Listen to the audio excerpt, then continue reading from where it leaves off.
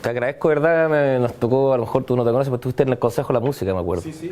Por ahí, por entre el 2010, 10, 14, por ahí, sí me acuerdo.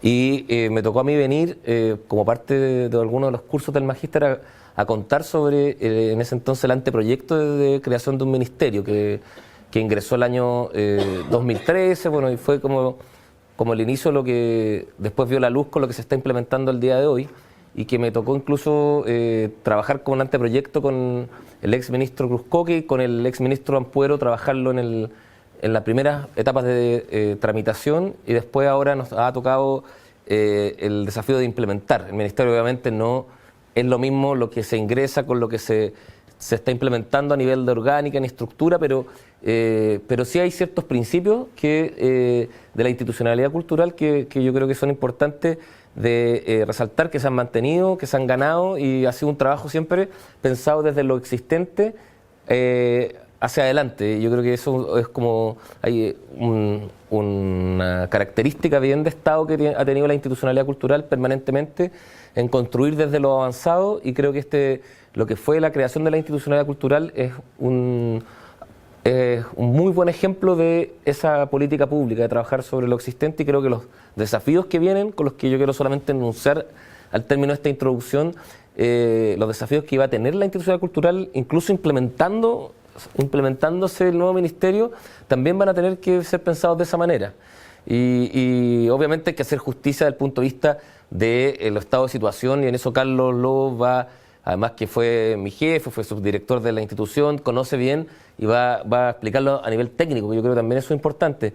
Pero quiero decir que al final el mirar esto con políticas de Estado que trascienden los gobiernos turnos, al final hace bien al sector cultural, y ha permitido este avance que Gabriel dice en poco tiempo de ir avanzando en generar esta nueva ministerio al fin y al cabo sin afectar los principios ganados. Y solamente hacer como una reseña de que la institucionalidad cultural siempre, o la legislación cultural, ha sido bien extraña, porque después de dictadura, lo primero que hubo fue una ley de filantropía cultural o de mecenazgo cultural con la ley Valdés. Después, en el 92, vienen los fondos concursables, en el 93, Consejo del Libro, 2003, Consejo Nacional de la Cultura y las Artes con la ley de la música y la ley del audiovisual. Entonces, esto dejando de lado, en el fondo, lo que ya existía respecto a la DIVAM y el Consejo de Monumentos Nacionales, que datan de los años 20, pero después del 90, el que haya tenido ese transcurso o cómo se dieron esa secuencia, yo creo que explica también las dificultades que tuvo en su momento generar una institucionalidad cultural por aprehensiones que hoy día parecen algo absurdas, como podría haber sido el dirigismo cultural o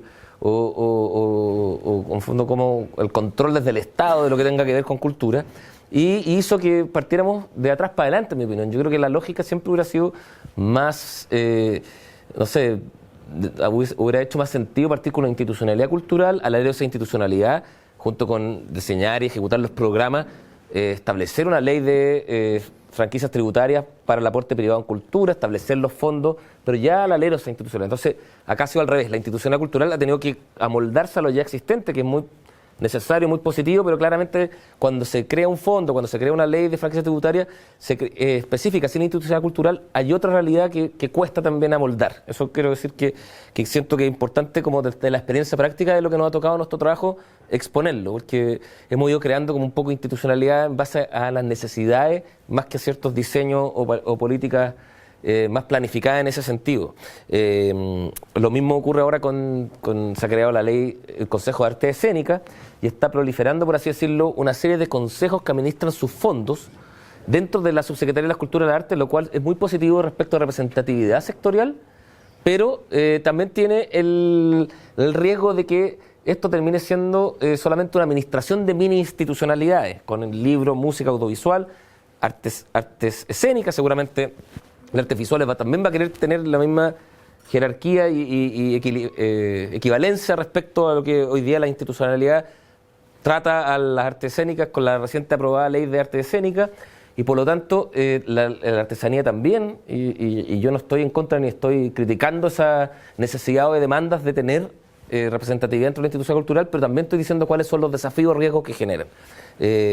Eso por un lado. Si bien Carlos va a entrar en los detalles técnicos, yo quiero decir que el tema de la implementación del ministerio tiene como ciertos hitos históricos, la verdad, no solamente para el sector. Yo creo que si uno pensara qué institución pública le ha tocado enfrentar en un mismo periodo muy corto de tiempo un cambio de administración, un cambio de institucionalidad cultural y cambio el año pasado hubo 4 ministros bajo la nueva institucionalidad cultural. Eso obviamente es una circunstancia súper adversa para implementar una nueva institucionalidad, teniendo en cuenta que hay que también ejecutar los programas que año a año se venían ejecutando con las instituciones preexistentes que dieron lugar al nuevo Ministerio de las Culturas, el Arte y el Patrimonio. Entonces, yo siempre hago esa reseña no para tratar de buscar mérito desde el punto de vista de lo que implica administrar o tratar de liderar eso, sino que por un mérito, un sentido de trabajo, equipo que ha existido y existen todos los funcionarios y las funcionarias del ministerio que realmente yo creo que redoblaron esfuerzos para poder instalar el ministerio y a la vez seguir ejecutando los programas de la institucionalidad cultural. A los 2 meses y medio hubo que sacar al aire la convocatoria a fondos concursables sin haber tenido instalados los consejos sectoriales, o sea, el Consejo Nacional que cumple ciertas funciones para la distribución del presupuesto, por ejemplo, y no estaba eso instalado. Y así una serie de cosas que fueron de fuerza mayor, tal como con Carlos nos tocó ir antes del 11 de marzo a hablar con el subdirector jurídico de la Contraloría, Camilo Mirosevic, y nos dijo, ustedes están sin presupuesto, sin funciones, sin nada, y están en una situación de fuerza mayor, continúan un poco bajo la dinámica que estaban funcionando. Y aún así, como digo, con un mérito, en un sentido de responsabilidad institucional de los equipos del ministerio, sacamos los fondos cultura tuvieron casi un 8% más de postulaciones que la convocatoria anterior, hubo más de 2.100 beneficiarios también, y por lo tanto no se afectó, por así decirlo, a nivel programático, que fue también otra urgencia nuestra, lo que nosotros hacemos de cara al sector por la instalación del ministerio, que como digo, los estados de avance, el detalle lo va a dar Carlos respecto a todo lo que eso ha significado. Pero era importante como darle ese sentido de equipo que yo creo que se agradece mucho también cuando se vivió una situación de estrés institucional tan grande como el que nos tocó a nosotros. Después quiero decir que hay ciertos principios, como señalaba, no solamente el carácter de Estado en lo que a políticas públicas en cultura se refiere, sino que también la participación de la sociedad civil de carácter vinculante en esas políticas es otro de las características como bien especiales y únicas de la institucionalidad cultural. Existía mucho resquemor al momento de empezar a trabajar en el diseño del proyecto de ministerio, hace varios años atrás ya, respecto a que tener un ministerio iba a implicar eliminar o disminuir la participación vinculante de la sociedad civil en la institucionalidad cultural. El Consejo de la Cultura y el Arte era un organismo sui generis dentro de lo que son los órganos de la administración pública, porque era un servicio público con un jefe de servicio que tenía el rango de ministro y a la vez existía un órgano colegiado que se llamaba Directorio Nacional, que era el que tenía la dirección o la jefatura del servicio. Entonces no queda claro qué competencias correspondían más a este órgano colegiado o al presidente de ese órgano colegiado, que a la vez era el jefe de servicio con este rango de ministro, y por lo tanto si bien generaba ciertas complicaciones de implementación, sí daba cuenta de una relevancia en ese entonces 2003, hoy día es prácticamente está súper internalizado, que es fundamental la participación de la sociedad civil en los COSECO y en otras instancias, pero en ese entonces, el 2003, incluso antes, cuando entra el proyecto, no existía tanto avance respecto a la participación de la sociedad civil, y eso fue un espacio ganado que yo creo que la nueva institucionalidad lo mantiene con funciones que no son meramente de asesoría o decorativas, son funciones vinculantes, a lo mejor no las mismas o idénticas funciones, pero hay bastantes funciones equivalentes y por lo tanto permitió desmitificar el hecho de que un ministerio puede convivir con un órgano colegiado que cumpla funciones vinculantes y no meramente asesoras, que fue lo que tratamos de defender a la hora de presentar el proyecto de ministerio en su momento. También quiero decir que en la implementación práctica, más allá de los temas específicos más legales o técnicos que Carlos los va a explicar, también hay como un desafío institucional respecto a las realidades de las instituciones que son parte de este ministerio, que legalmente en cuanto a culturas institucionales son muy distintas.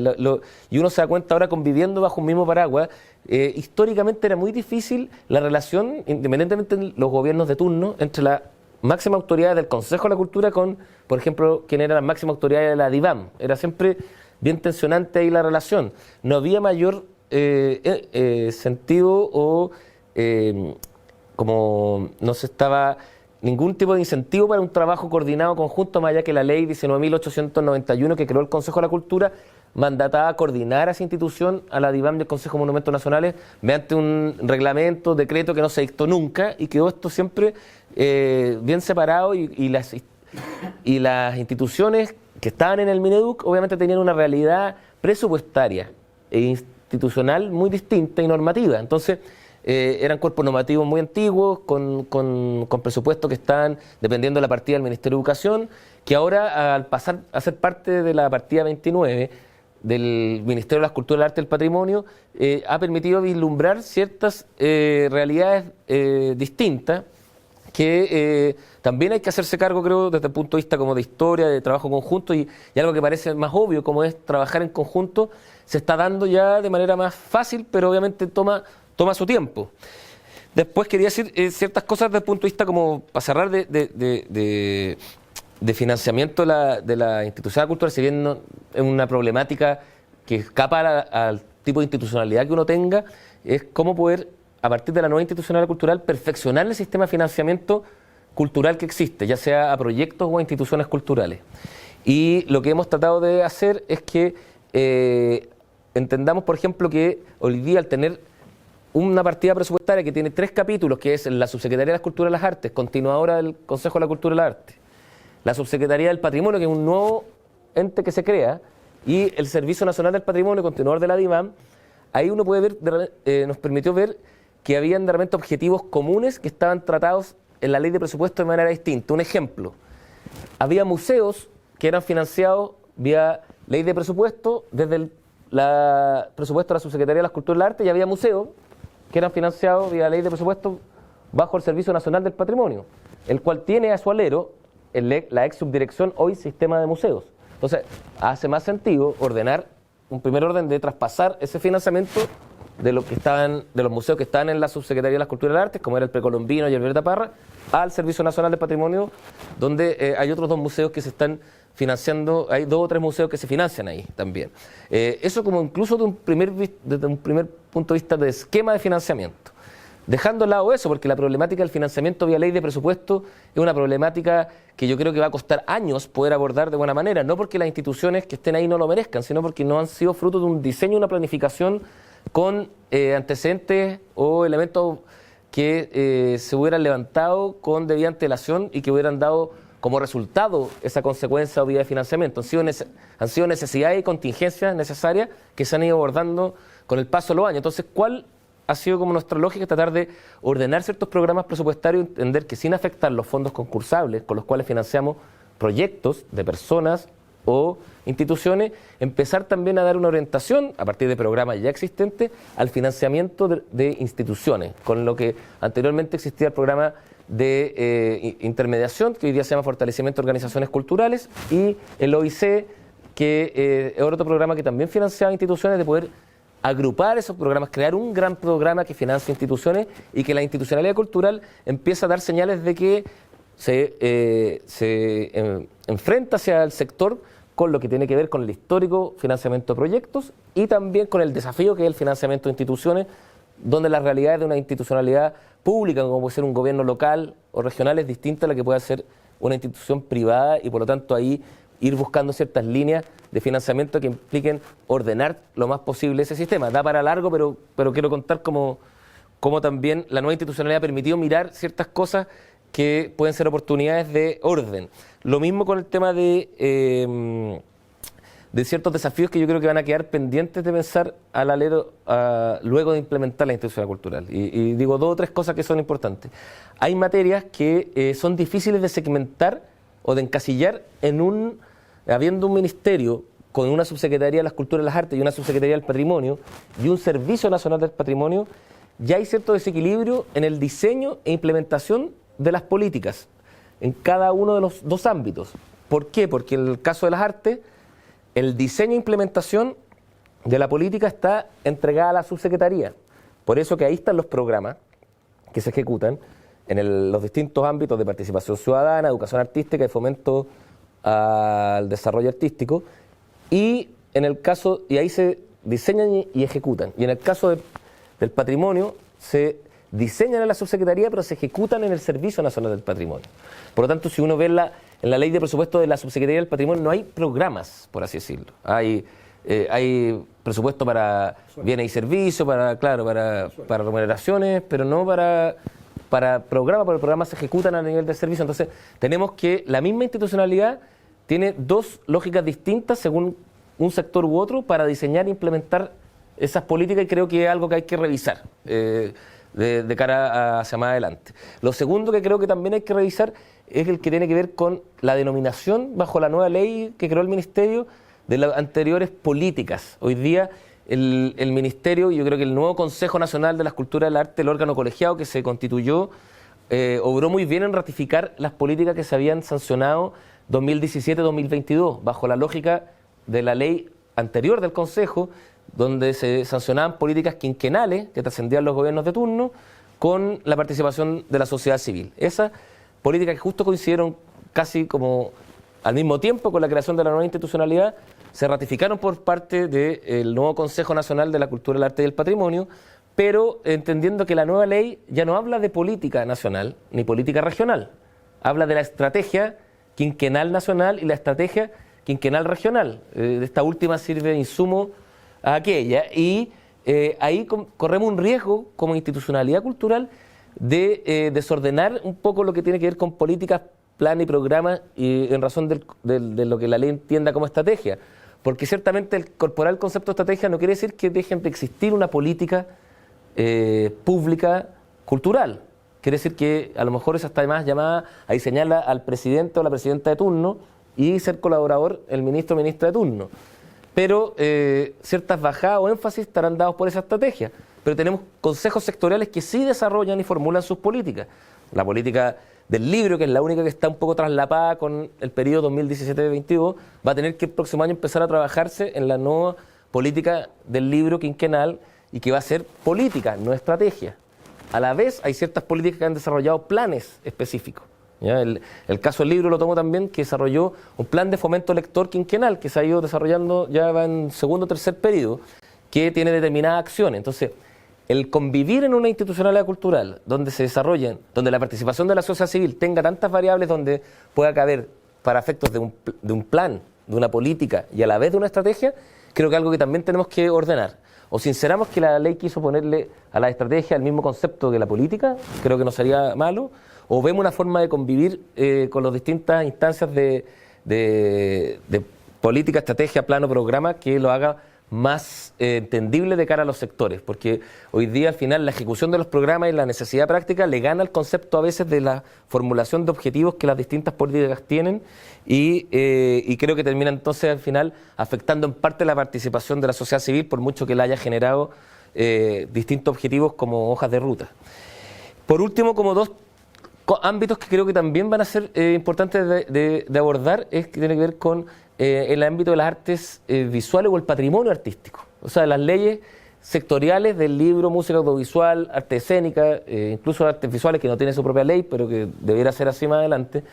Obviamente que tienen que trabajar también con qué ocurre con el patrimonio artístico en esos sectores, y que tengamos una subsecretaría y un servicio del patrimonio no quiere decir que llegó un momento determinado donde vamos a traspasar esas competencias a estos otros entidades que tienen una función patrimonial. Entonces, ¿qué ocurre? Y el caso de las artes visuales, como llega a ser hasta un poco ridículo, porque uno dice, bueno, ¿cómo convive una realidad donde los espacios museísticos que están en la ex-DIVAM, Servicio del Patrimonio, pero que tienen programación de arte contemporáneo, que es competencia de la Subsecretaría de las Culturas y las Artes? Entonces, ¿con qué institucionalidad tienen que relacionarse?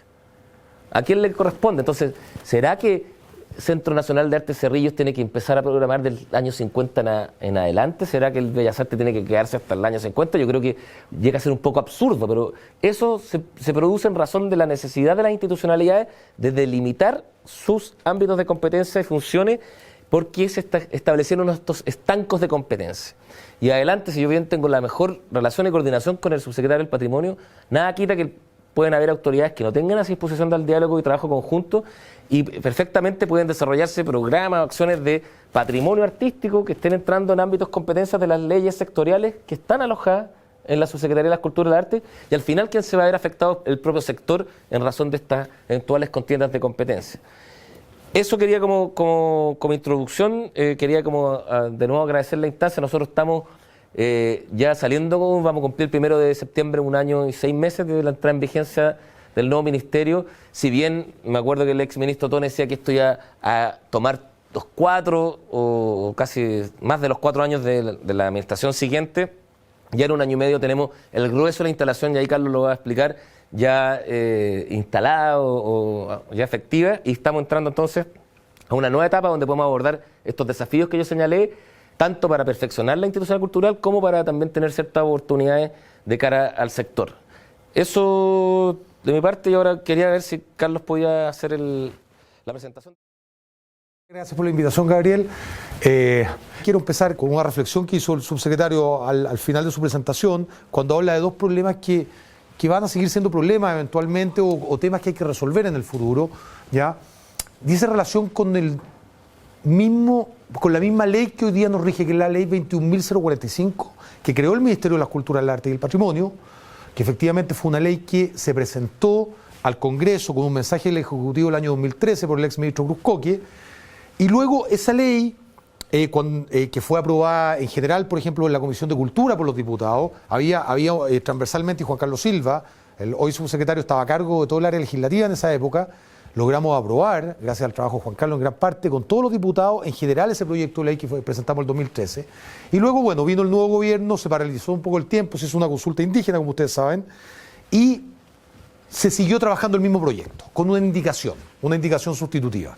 Esa indicación sustitutiva, en un principio, ya en la moneda, establecía una forma, la segunda forma de ministerio, por decirlo de alguna manera, que después se la voy a explicar, y en definitiva la indicación sustitutiva que entró al Congreso estableció la tercera forma de ministerio, que es la que actualmente hoy día nosotros tenemos plasmada en nuestra ley 21.045, que crea el Ministerio de las Culturas, el Arte y el Patrimonio.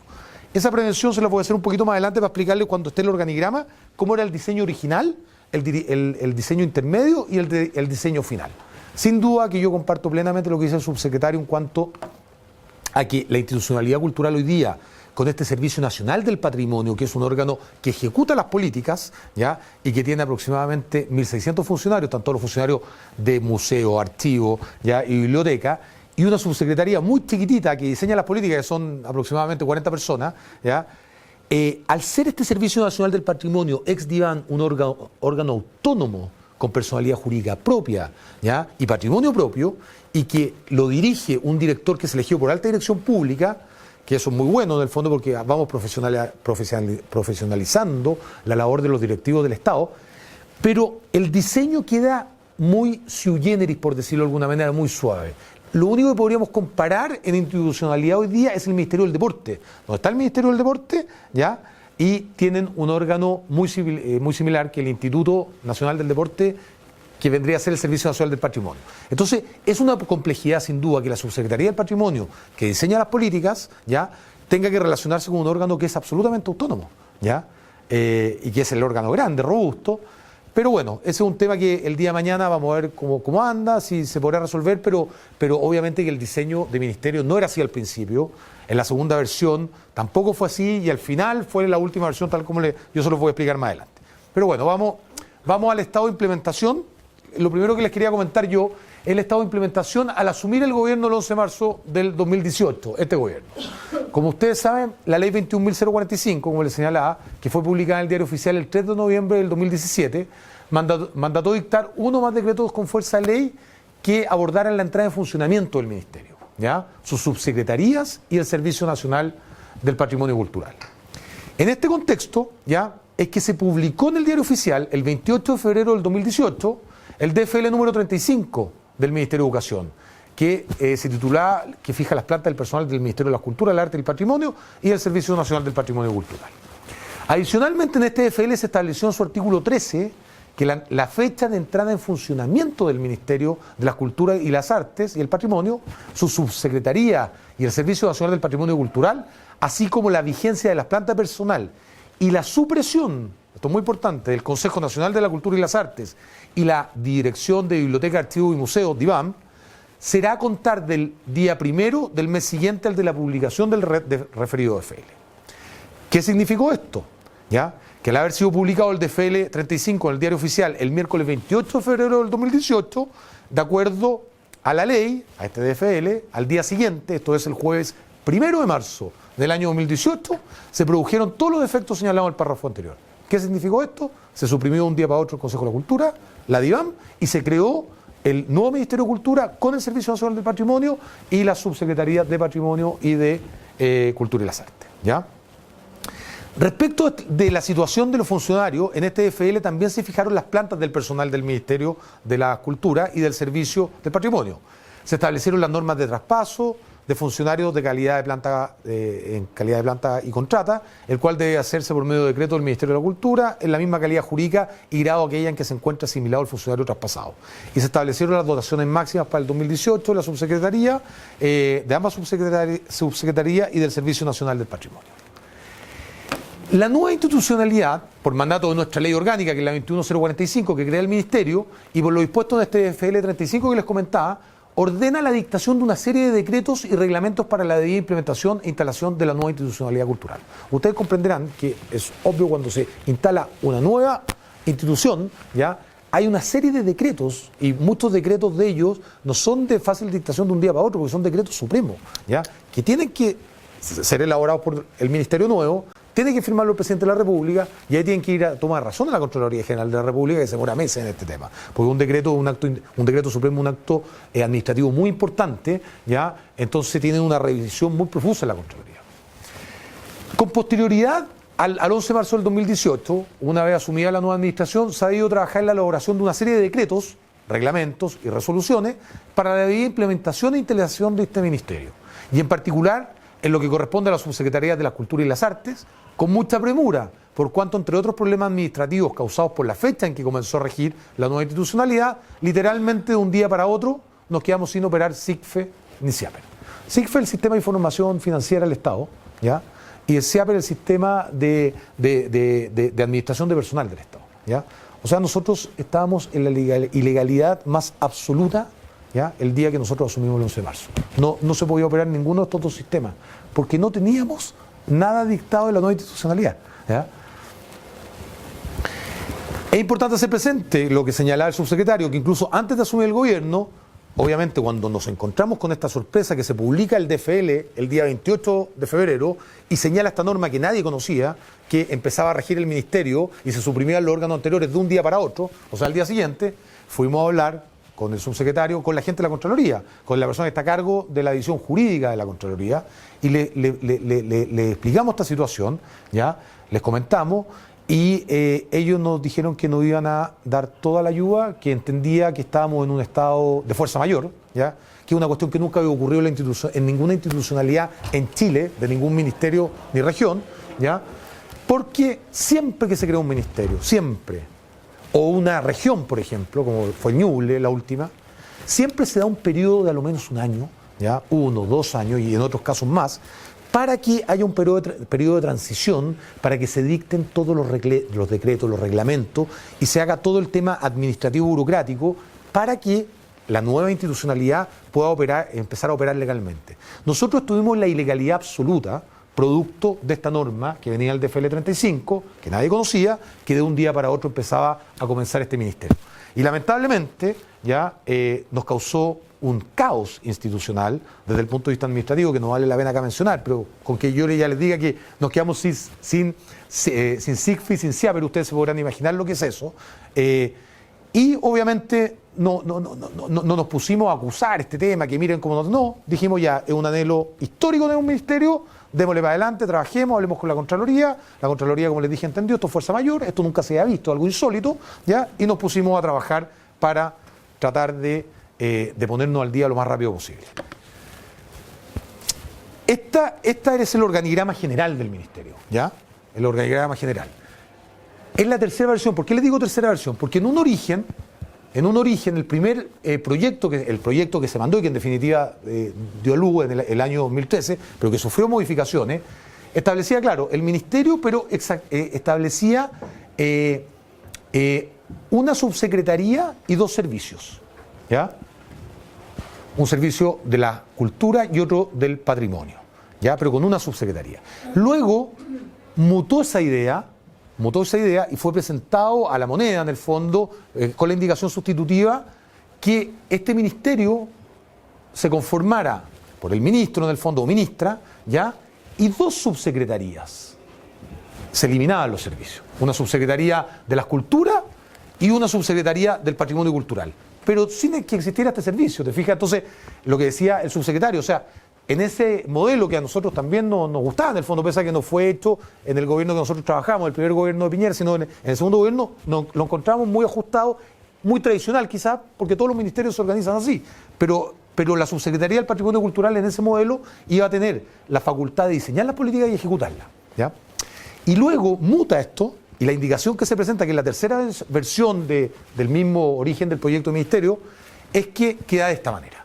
Queda de esta manera donde tenemos a las 2 subsecretarías y, tal como explicaba el subsecretario, tenemos a este Servicio Nacional del Patrimonio Cultural, que es una figura muy sui generis, que si la llevamos a comparar con algún otro ministerio, lo más similar, o el único caso te podría decir yo, es el Ministerio del Deporte, ¿ya? Pero complementemos esta lámina. Tenemos acá el Ministerio de las Culturas, la ministro, el Consejo Nacional de las Culturas y el Arte y el Patrimonio, que podríamos decir que viene a ser el sucesor legal del antiguo Directorio Nacional del Consejo Nacional de la Cultura y el Arte, ¿ya? Eso sí, con atribuciones y funciones distintas. Podríamos decir que un poquito menos vinculante y resolutiva que las que hoy día tiene, que podrían ser quizás consideradas un poquito más consultivas. Luego, aquí abajo tenemos 2 órganos, uno antiguo y otro nuevo. Por el lado del patrimonio se crea el Consejo Asesor de Pueblos Indígenas, que eso está a cargo de hacerlo la Subsecretaría de Patrimonio Cultural con el Servicio Nacional del Patrimonio, porque es competencia de ellos.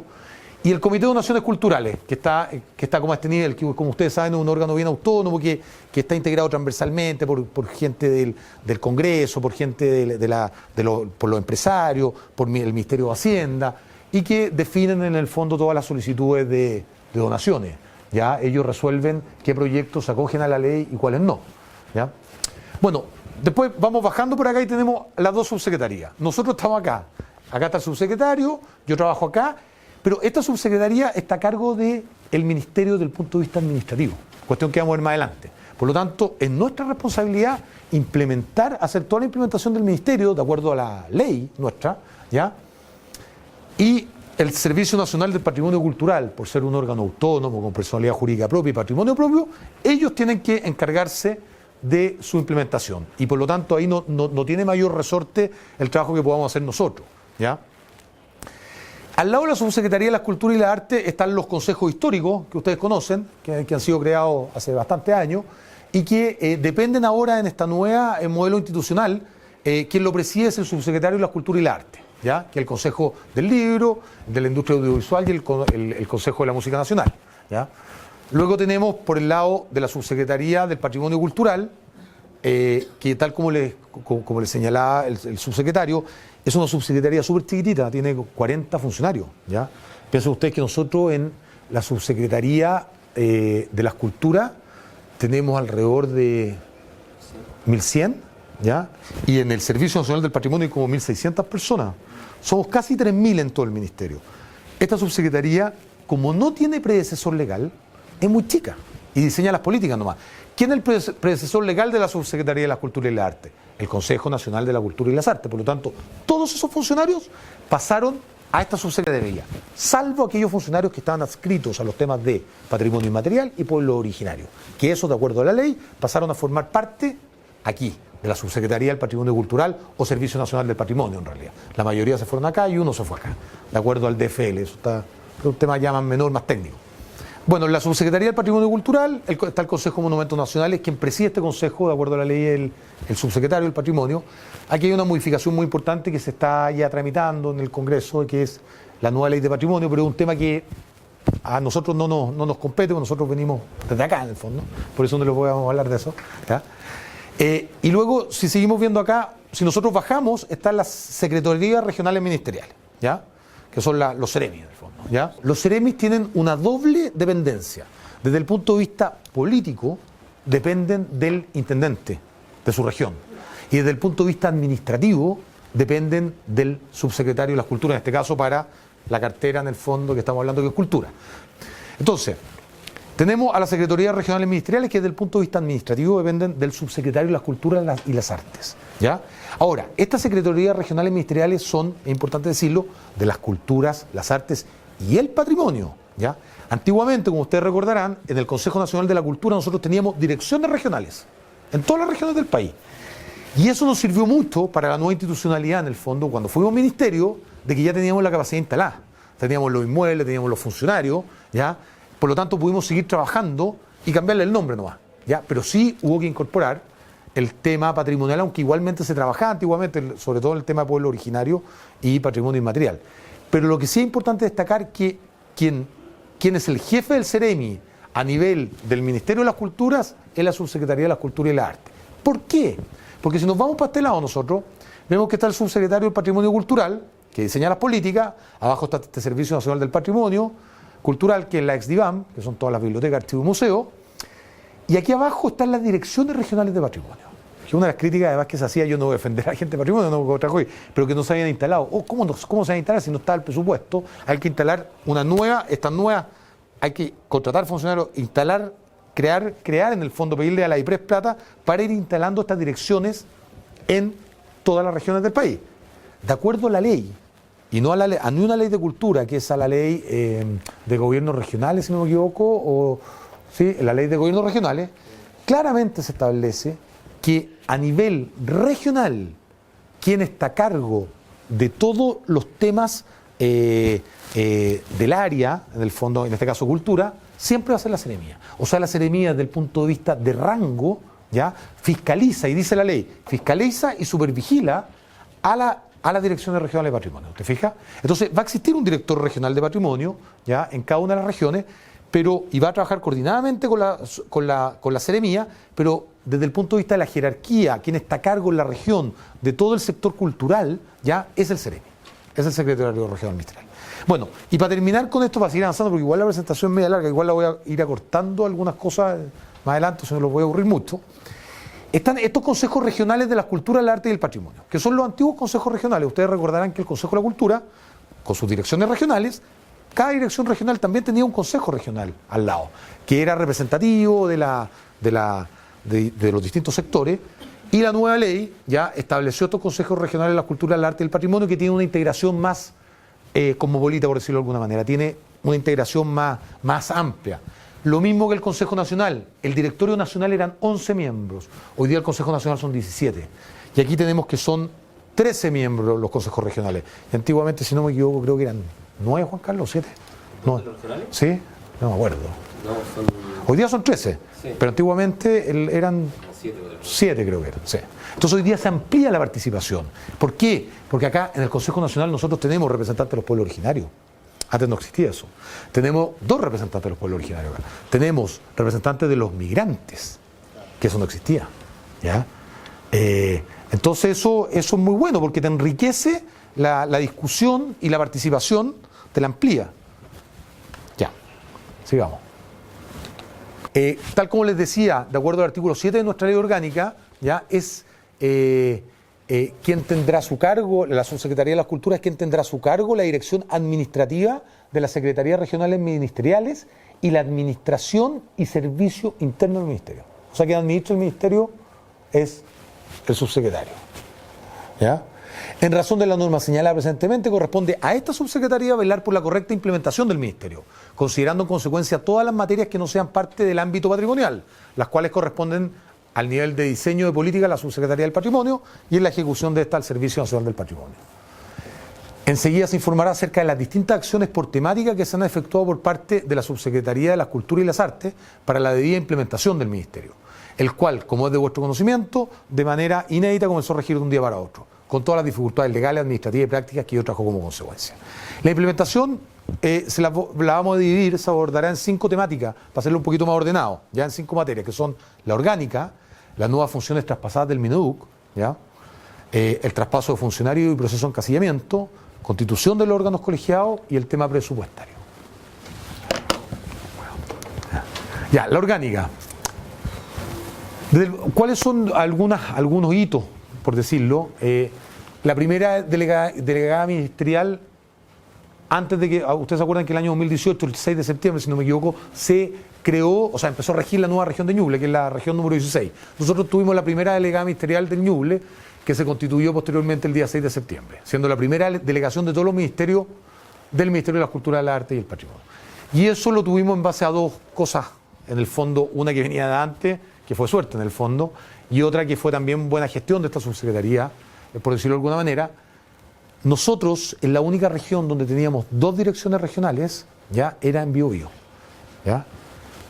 2 direcciones regionales, por decirlo de alguna manera, teníamos la principal, que era en Concepción, y oficina de enlace, claro. La oficina de enlace, que era la de Chillán. Entonces nosotros teníamos una casa con funcionarios, aproximadamente 14 funcionarios, 14 funcionarios que se desempeñaban como una dirección regional.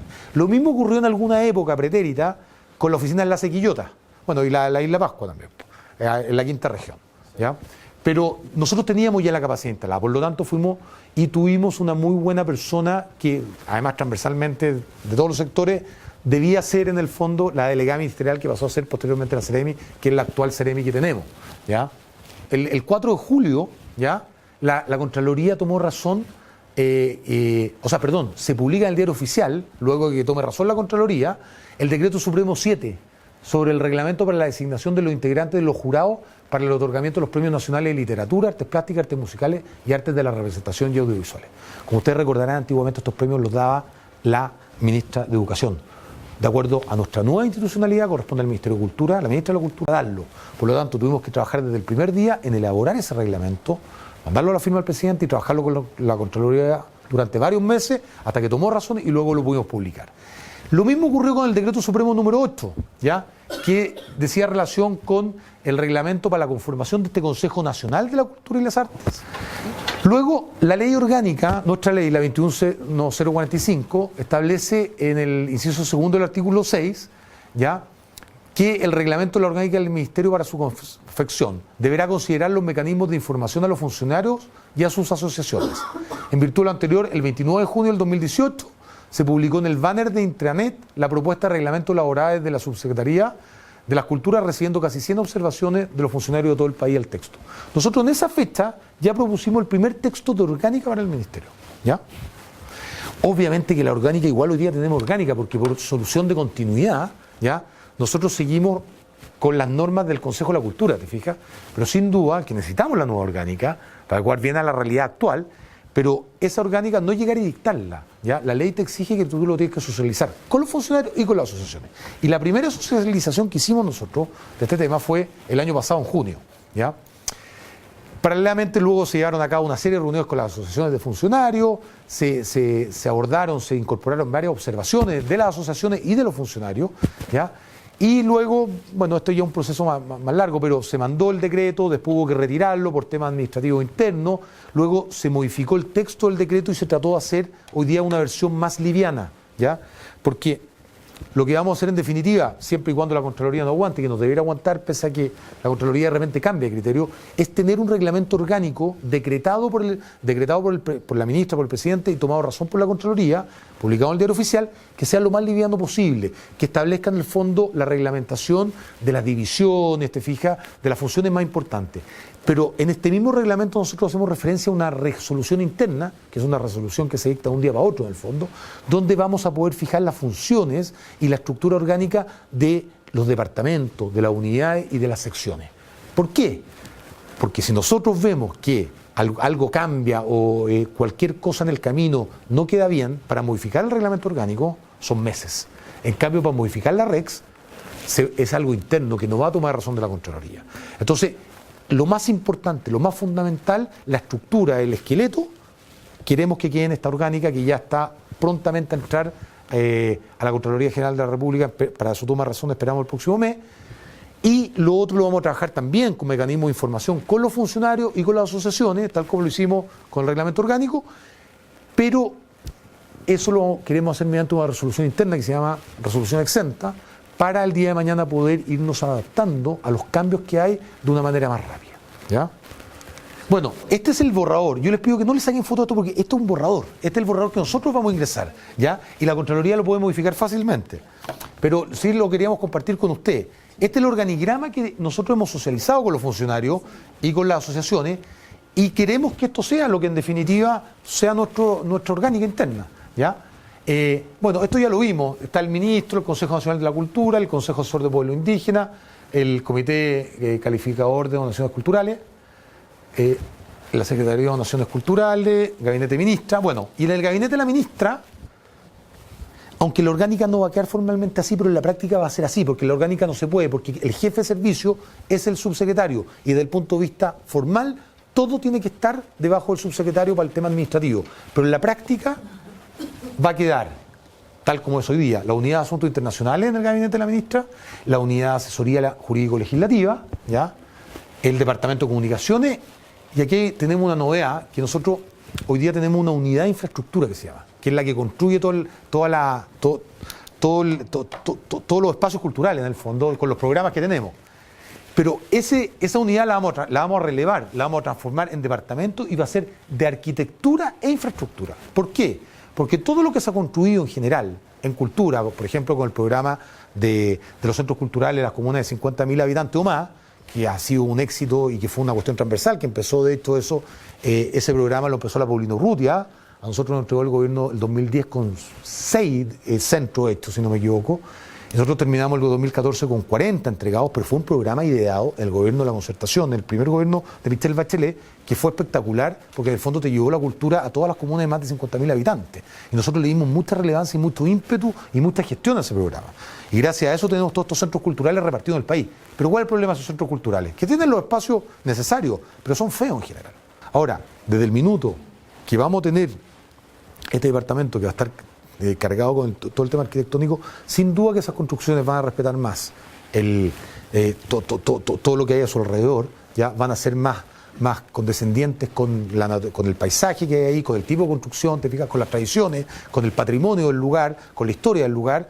Esa es la idea, ¿te fijas? Esa es la idea, no otra, perdón.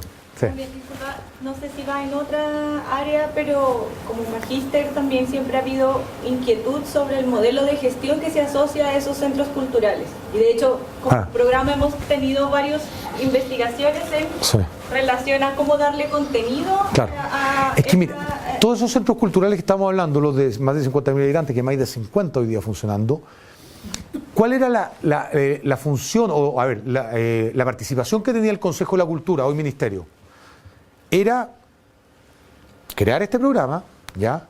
Que las platas llegaran a nuestro presupuesto, transferirle nosotros a las municipalidades que participaban de este programa y que calificaban esos dineros contra un diseño que ellos presentaban para este centro cultural, y esas platas, en el fondo, nosotros se las transferíamos, se construía el centro cultural, ¿ya? De acuerdo al proyecto que se presentaba, y una vez que se terminaba el centro cultural, ¿ya?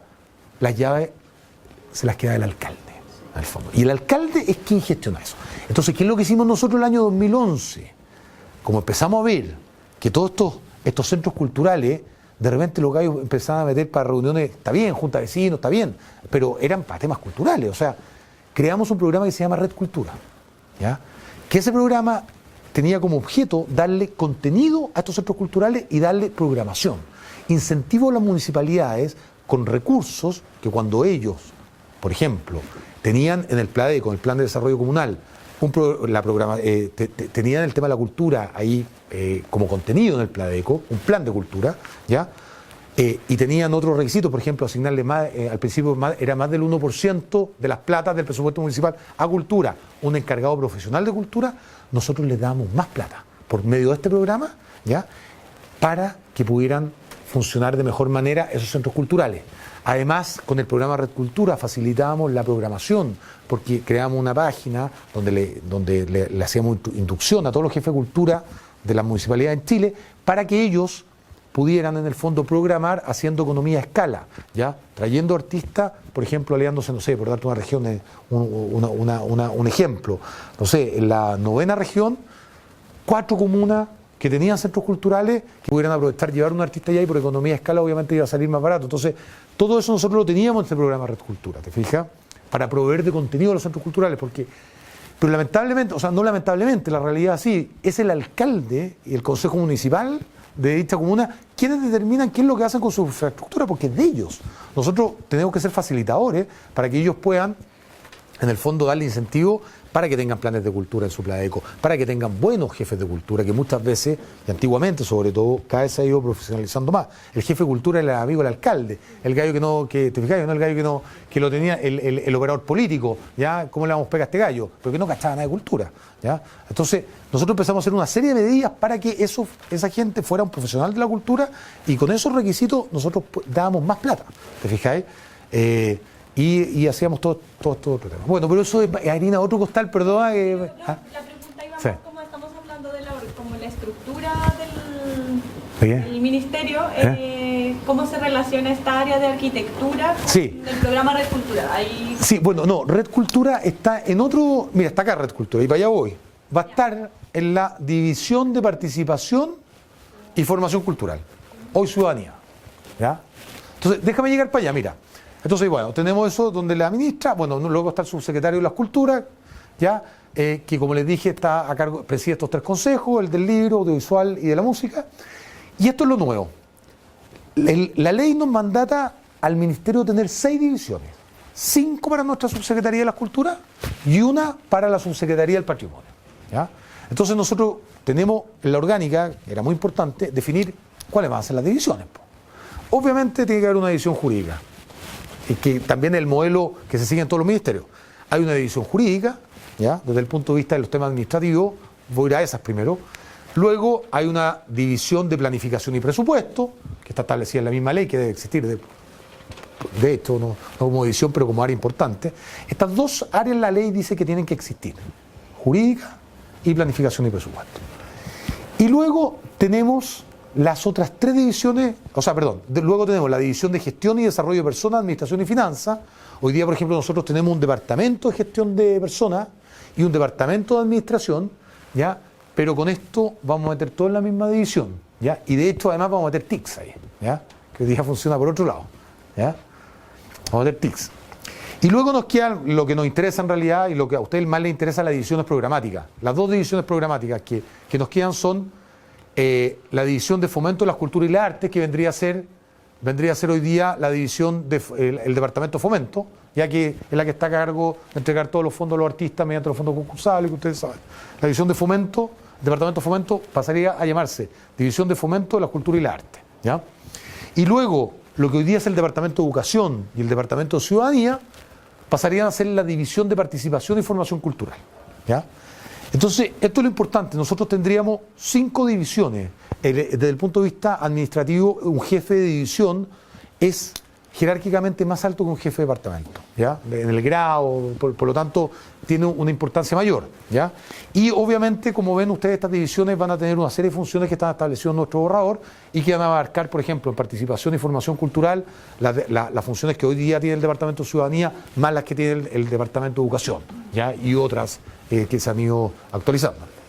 Bueno, y por último, en el gabinete de la subsecretaría, en la nueva ley a nosotros nos encomienda todo el tema de derecho de autor, por lo tanto estaría acá a cargo del subsecretario directamente la unidad de derecho de autor, la unidad de coordinación regional y la unidad de auditoría interna. Y por último, tenemos los CEREMI, los consejos regionales que ya lo vimos, servicio del patrimonio, direcciones regionales, y mencionarles que por el lado del patrimonio, ya ellos la división que la ley le otorga, en el fondo, que pueden crear, que es solamente una, se denominaría División de Patrimonio Cultural, ¿ya? Y luego tendría una unidad de planificación y presupuesto y una unidad jurídica. Ya, esto es importante. Ustedes saben que el ministerio se crea en el fondo básicamente porque la serie de duplicidades que teníamos con el Mineduc, ¿ya? Y obviamente si se crea el ministerio, todos esos temas culturales o artísticos que veía el Mineduc tenían que ser traspasadas a nosotros, ¿ya? Como ministerio, ¿ya? Entre otras cosas el tema de los premios. Bueno, ahora lo vamos a ver.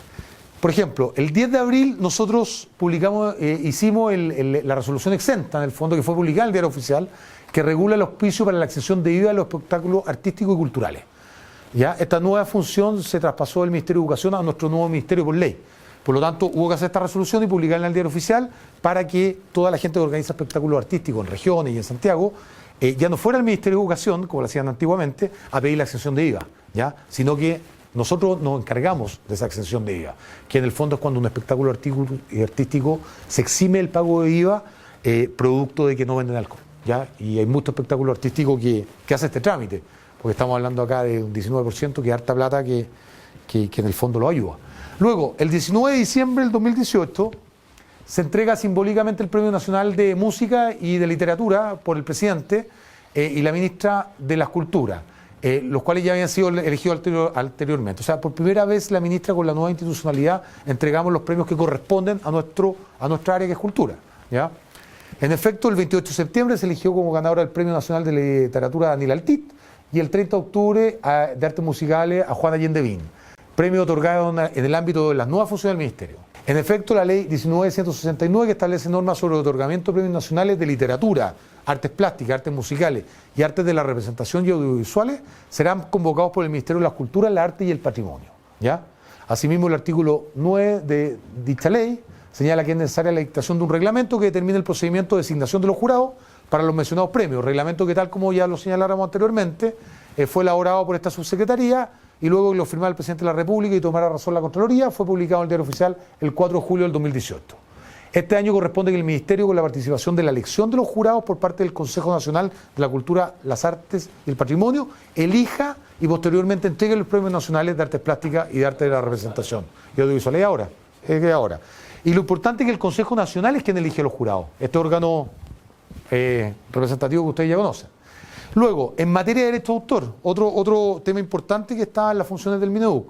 En materia de derecho de autor se traspasaron a nuestro ministerio las atribuciones que tenía el Mineduc en materia de gestión colectiva de derechos, a saber, autorizar y revocar la autorización de las entidades de gestión colectiva, ejemplo SCD, ¿ya? Recibir copia de los contratos de representación celebrados entre entidades de gestión colectiva chilenas y extranjeras y realizar las tareas que la ley le encomienda en relación a la resolución de controversias tarifarias entre las asociaciones de usuarios y las entidades de gestión colectiva.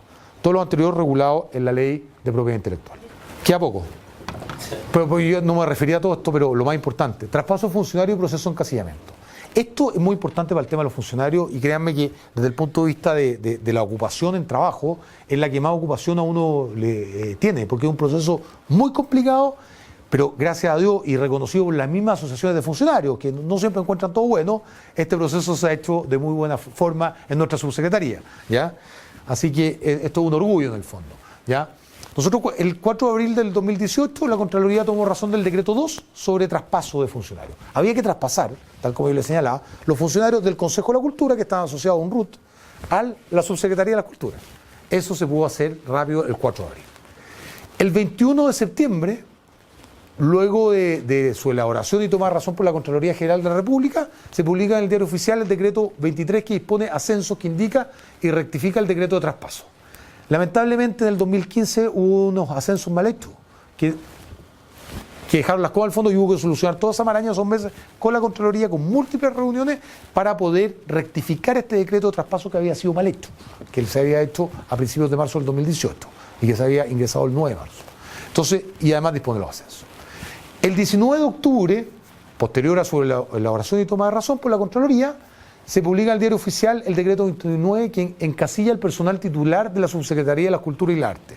Este es el hito 1. Estos son los 19 funcionarios que mencionaba la señora Nidia Palma cuando vino, que solamente ellos habían encasillado, que son los funcionarios de la planta histórica del Consejo de la Cultura que se traspasan a la planta nueva del Ministerio de la Cultura, que eran 19 solamente. Luego, el 5 de diciembre, empezamos a trabajar palito 2 y se constituyó el comité de selección. ¿Ya?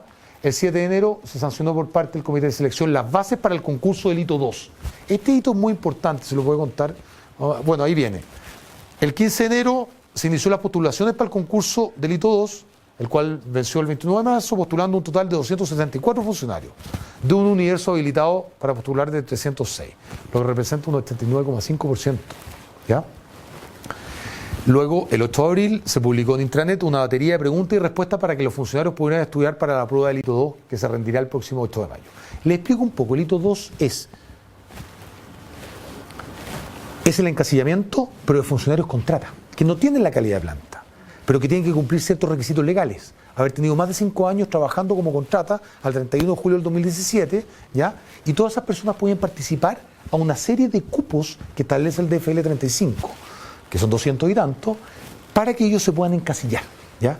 Y la mayoría de los funcionarios que postulaban a este proceso se encasillan casi automáticamente, porque no había competencia en los distintos escalafones y grados, salvo en los menos, y ahí hubo competencia. Entonces hubo que elaborar una prueba, pero una prueba que no hicimos nosotros, que lo hizo la Universidad Católica, la Universidad Católica, que lo contratamos, que fue una prueba, obviamente, donde nadie pudiese tener ninguna interferencia, no se podía filtrar esa prueba, tenía que ser dada en todo Chile a la misma hora y la misma prueba, ¿te fijas? En todas las regiones, ¿ya?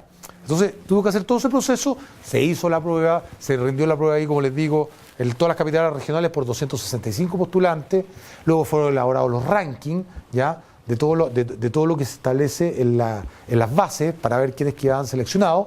Y bueno, en definitiva, les comento, fueron seleccionados 220 funcionarios, que eran los cupos que habían, ¿ya? Pero 217 aceptaron la planta. Hubo 3 que no quisieron, por distintas razones.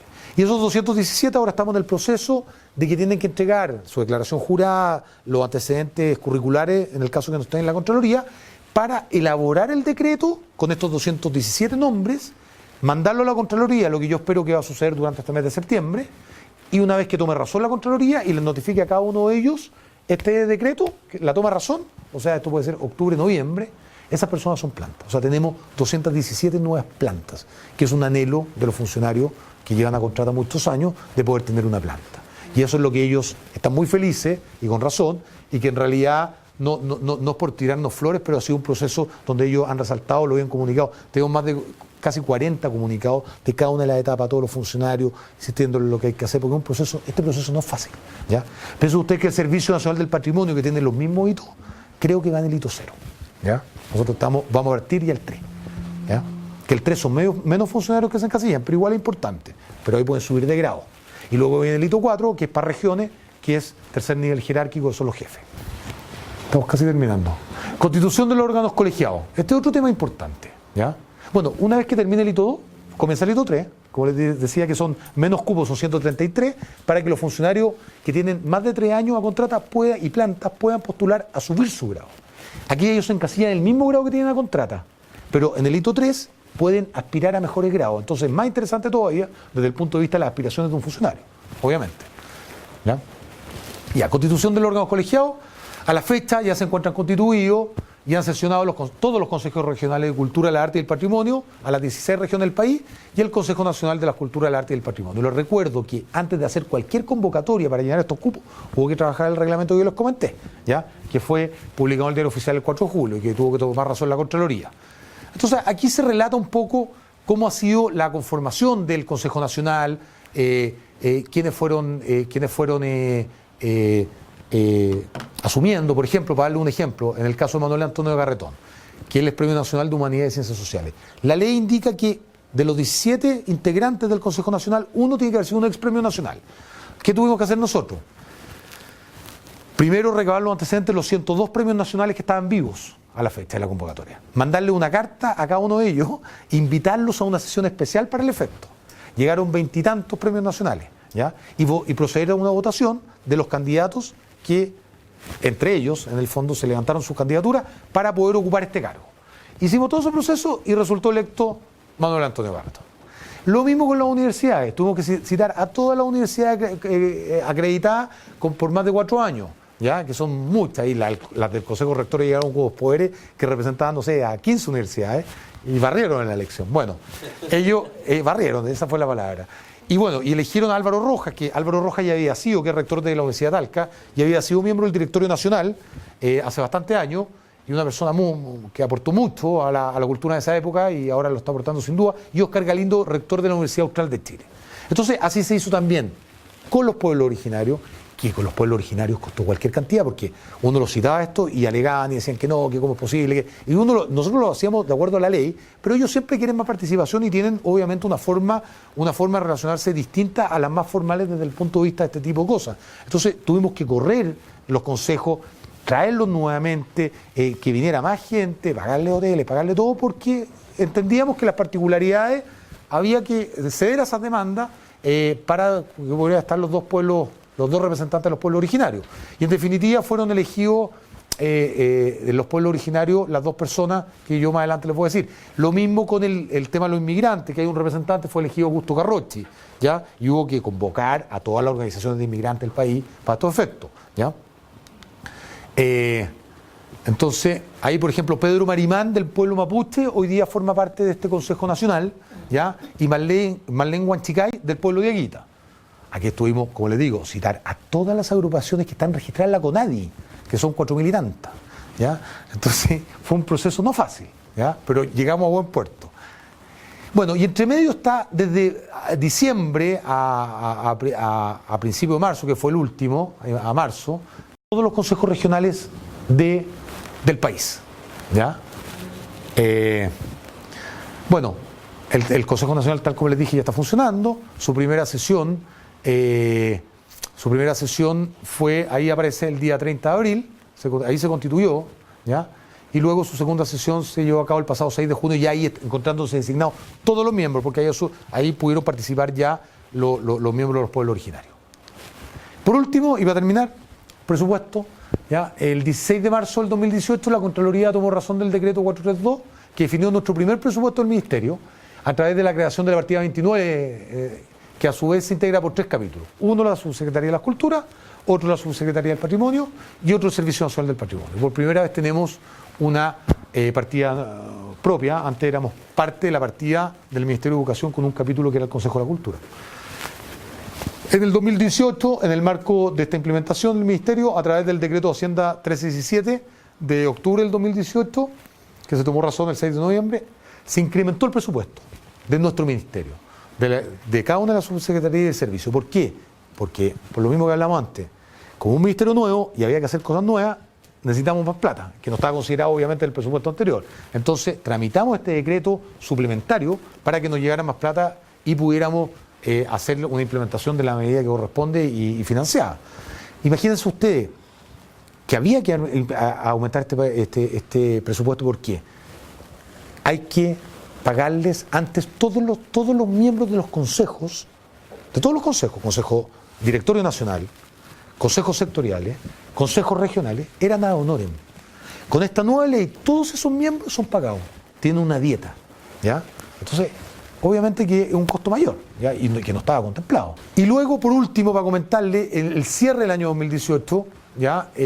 Nosotros, nuestra subsecretaría alcanzó una ejecución de un 97,4%, si se considera el presupuesto ejecutado de enero a diciembre. Y una ejecución de un 96,7% si solamente se considera la ejecución de marzo a diciembre, o sea, con la nueva institucionalidad, ¿ya? Es decir, desde la creación de la subsecretaría. Bueno, eso era lo que les quería comentar. Muchas gracias y nada, con Juan Carlos Silva, absolutamente abierto a responderles cualquier duda si quieren preguntar. Muchas gracias, Carlos. No, ¿de qué pues?